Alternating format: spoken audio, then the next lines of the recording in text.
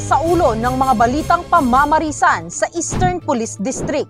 Eastern Police District nakiisa sa Holy Rosary Crusade Month Celebration. Cleanup drive isinagawa ng EPD bilang paghahanda sa nalalapit na undas. Suspect sa robbery and carnapping, arestado sa Pasig City. 442,000 halaga ng shabu, nasamsam sa bypass operation sa Pasig, babaeng suspect kalaboso. Driver's license ID na ibalik sa tulong ng kapulisan ng EPD-DMFD. Magandang araw sa lahat. Narito ang mga balitang naglalaman ng mga naganap na aktibidad at pangyayari sa loob ng isang linggo sa Eastern Police District. Mga balitang may puso at serbisyong nagkakaisa. Ito ang mga balitang pamamarisan. Patnubay mo sa silangan.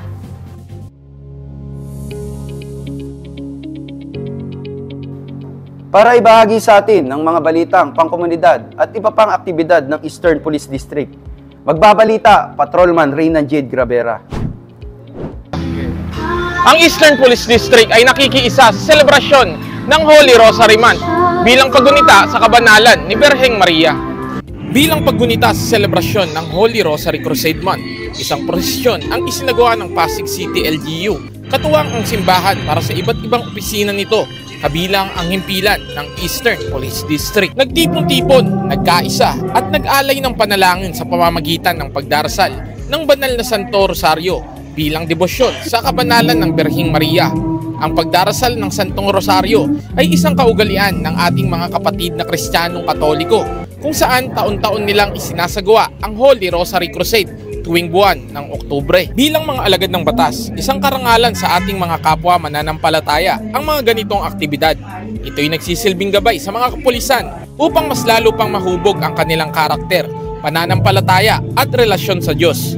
Ito'y kaugnay din sa core values ng PNP na makadiyos at focus agenda ng Chief PNP na bigang halaga ang moral at espiritual na aspeto ng mga kapulisan upang sila'y patuloy na makapagbigay ng kalidad na serbisyo publiko. Ang prosesyon ay nagpatuloy sa iba't ibang ahensya at nagtapos sa kapilya ng Pasig City Justice Hall kung saan isang misa ang kanilang inalay.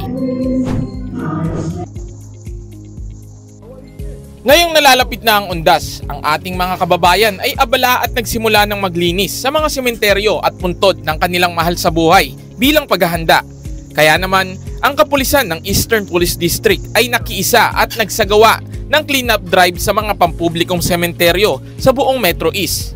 Naging katuwang ng mga kapulisan ang green enforcers, sanitary inspectors at maging ang mga residente ng mga naturang barangay at buong suportang nagbigay ng tulong sa naturang aktibidad.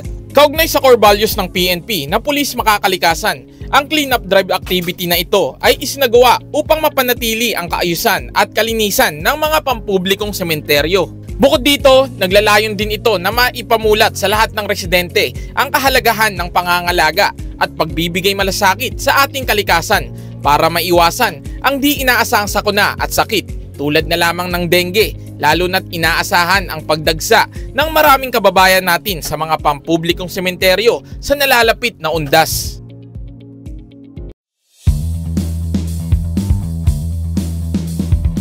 Para naman ibalita ang mga matagumpay na operasyon ng EPD kontra krimen at iligal na droga, Police Staff Sergeant Joy Maris Micael, idetalye mo. Sa kuha ng CCTV camera, makikita ang lalaking nakasuot ng itim na damit na di mapakali at parang may inaabangan nito. Maya-maya pa may lumapit na isang lalaking nakaputi at may kung anong bagay na kinukuha sa gilid ng daan. Ilang segundo ang nakalipas ay lumabas ang isang lalaking nakamotor at umangkas ang lalaking nakaitim dito. Matapos makaalis ang dalawa sa kayang isang motorsiklo, ay pasimpleng umalis ang isa pang lalaking kasabwat nila. Ang insidente ay nangyari bandang alas 3 ng madaling araw sa barangay Pinagbuhatan, Pasig City. Base sa salaysay ng biktima na si Dave ay nakapark lang ang kanyang motorsiklo na Yamaha Mio Eros unit sa gilid ng kanyang inuupahang apartment. Nung magising siya, laking gulat nito nang makitang nakabukas ang sliding window at nawawala na ang kanyang mga gamit na nakapatong sa lababo. Nakapaloob dito ang kanyang Casio wristwatch na nagkakahalaga ng 3,000 pesos, isang leather wallet na may laman na 1,500 pesos, debit cards at mga personal IDs. Agad siyang lumabas para ma-check ang kanyang motor pero nanlumo ang biktima nang wala na siyang madatnan kaya't hindi siya nag-atubiling ilapit sa mga kapulisan ang insidente. Sa pagkakataong iyon, nagkataon na meron isang concerned citizen ang lumapit sa kanya at nakapagbigay ng impormasyon sa maaaring pagkakakilanlan ng mga sospek. At base sa impormasyon, magkatugma ang pagkakalarawan ng witness sa motorsiklo na minamaneho ng mga sospek nung ipakita ng biktima ang picture ng natangay na motorsiklo. Sa tulong ng witness at sa bisa ng impormasyon, agad na nagkasa ng follow-up operation ang Substation 5 Personal Tracker Team na nagresulta sa pagkakaaresto ng isa sa mga sospek na kinilalang si alias Kokoy, 24 anyos at residente ng Taytay, Rizal. Ngunit sa kasamaang palad, hindi na nabawi ang motorsiklong natangay ng sospek at ng dalawa pang kasabwat nito. Tinitiyak naman ng kapulisan na mas paigtingin pa nila ang kanilang operasyon upang madakip ang dalawa pang sospek na kasalukuyang at large na sina alias Christian at alias Kokoy Laki at mabawi sa kanila ang gamit ng biktima. Kasalukuyang nakapiit sa himpilan ng Pasig City Police Station ang naarestong sospek at naharap siya sa kasong robbery at RA 10883 o New Anti-Carnapping Law of 2016. Sa ikinasang bypass operation ng mga tauhan ng Pasig City Police Station Drug Enforcement Unit, Bangbang Police Substation at Station Special Weapons and Tactics Team, kulungan ang kinabagsakan ng babaeng drug suspect na ito matapos mahulog sa pain ng mga operatiba nito lamang Biyernes sa Barangay Bangbang, Pasig City. Itinuturing na high-value target ang 29 anyos na suspect na kinilalang sa pangalang alias Kukay. Sa nasabing operasyon, nasamsam ng mga operatiba mula sa suspect ang isang knot-tied at isang heat-sealed sachet na naglalaman ng hinihinalang shabu na tinatayang may timbang na mahigit kumulang 65 grams na nagkakahalaga ng halos kalahating milyon. Sa kasalukuyan, nasa kustodiya na ng Pasig PNP ang suspect upang harapin ang kanyang kaso. Kasong paglabag sa Comprehensive Dangerous Drugs Act of 2002 ang isinampa laban sa suspect.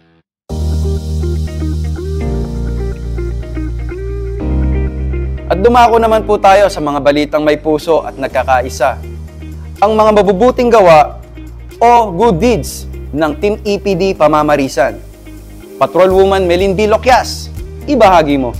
Ang pagtulong sa kapwa ay walang pinipiling oras o lugar, gaya na lamang sa ipinakitang kabutihang loob ng ating kapulisan mula sa EPD DMFB kung saan habang sila'y nagpapatrolya sa Barangay Santa Lucia, Pasig, ay nakapulot sila ng driver's license. Sa tulong ng social media, sinubukan nilang hanapin ang Facebook account ng naturang may-ari na si Ate Juana upang ipaalam sa kanya kung saan niya maaaring makuha ang kanyang lisensya. Sa araw ding iyon ay nakuha din ni Ate Juana sa ating mga kapulisan ang kanyang lisensya. Lubos ang kanyang pasasalamat sa katapatan at pagpupursige ng mga kapulisan maibalik lamang sa kanya ang kanyang driver's license. Ang mabuting gawa na ipinamalas ng ating pulis DMFB ay patunay na ang ating kapulisan ay maaasahan at tandang tumulong sa ating mamamayan.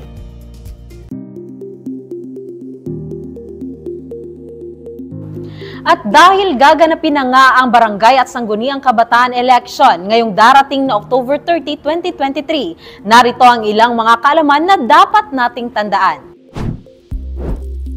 Alam nyo ba, ang Commission on Election, katuwang ng Philippine National Police, ay nagpapatupad ng Oplan kontra Bigay. Pero ano nga ba ang napapaloob dito? Ito ay mga presume, vote buying and vote selling acts. Ano ba ang kahulugan ng mga ito?